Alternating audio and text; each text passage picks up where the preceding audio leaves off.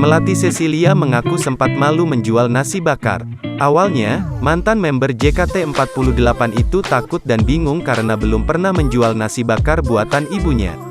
Namun, Melati Cecilia kini justru percaya diri dan tidak malu meski jualan nasi bakar. Melati Cecilia bahkan sering live TikTok saat sedang berjualan nasi bakar. Awalnya malu, tapi lama-lama aku pede. Ngapain malu? Kan usahaku sendiri, kata Melati Cecilia di kawasan Mampang Perapatan, Jakarta Selatan, Senin, tanggal 30 Mei tahun 2022. Melati Cecilia tidak menduga ada yang nonton setiap kali live TikTok. Semula, Melati Cecilia menjual nasi bakar untuk menyalurkan ilmu kuliah bisnisnya hingga mempekerjakan orang untuk menjaga warungnya.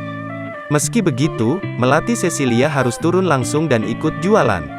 Setelah viral dan menemukan rasa percaya diri berbisnis, Melati Cecilia semakin luas membungkus nasi dengan daun pisang. Melati Cecilia juga mulai terbiasa menyajikan masakannya ke pelanggan.